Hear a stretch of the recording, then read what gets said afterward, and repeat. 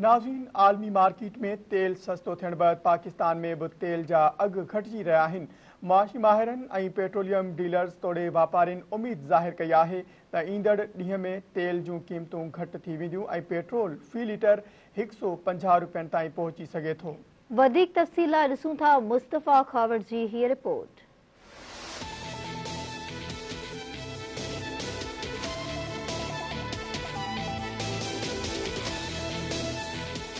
आमतौर ते चयो वेंदो आहे त डॉलर महांगो थियण ऐं तेल जा अघ वधण सबबि ॿियूं शयूं बि मार्केट में महांगियूं थी वेंदियूं आहिनि। ईअं ई असांजे मुल्क में बि थी रहियो आहे।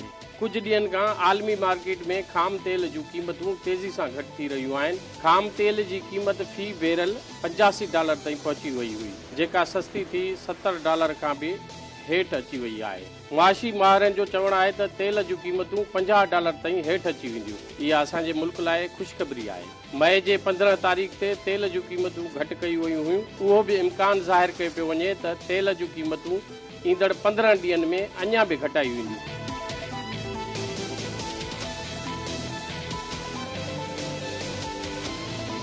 ॿिए तरफ़ पाकिस्तान रूस खां सस्तो तेल हासिल करण लाइ पहिरियों टेंडर जारी करे छॾियो आहे। उन तेल जी पाकिस्तानी मार्केट में दरामदी सां पेट्रोल अञा बि वधीक सस्तो थी वेंदो, छाकाणि त रूसी तेल आलमी मार्केट में नस्बतन सस्तो आहे ऐं इहो तेल पाकिस्तान खे अञा बि रियायती अघ में ॾिनो पियो वञे। पाकिस्तान पेट्रोलियम डीलर एसोसिएशन जे चेयरमैन अब्दुल समी खान जो चवणु आहे त आलमी मार्केट में तेल जे क़ीमतनि में घटिताई ऐं रूस जे तेल जी ख़रीदारी सां अञा बि क़ीमतूं घटि थी वेंदियूं। कराची जे पेट्रोलियम डीलर्स ॿुधायो त पेट्रोल जूं क़ीमतूं अञा बि $100 फ़ी लीटर सस्ती थींदी नज़र अची रही आहे।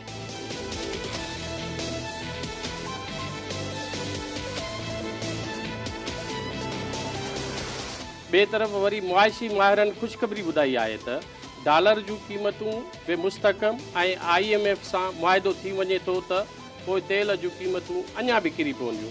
इम्कान ज़ाहिर कयो पियो वञे त ईंदड़ 15 ॾींहंनि में पेट्रोल वरी $18 घटि कयो वेंदो। फेडरेशन चैम्बर जे सदर मोहम्मद इरफान ॿुधायो त तेल जे अघनि में अञा बि घटिताई थियणु घुरिजे ऐं उन सां गॾु बिजली जूं क़ीमतूं बि घटि कयूं वञनि ऐं उन सां गॾु इंडस्ट्रीज़ खे बि फ़ाइदो ॾिनो वञे।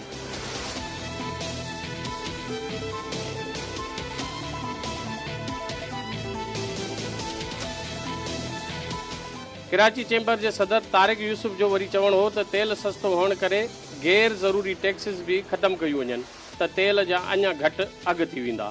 आलमी मुआशी माहिरनि इम्कान ज़ाहिर कयो आहे त तेल जूं क़ीमतूं आलमी मार्केट में अञा बि हेठि किरंदियूं, जंहिं करे हुकूमत खे उन मां फ़ाइदो वठणु घुरिजे। हूं त हीउ साल चूंडुनि जो आहे। जेकर तेल जूं क़ीमतूं घटि कयूं वयूं त हर शइ सस्ती थी वेंदी।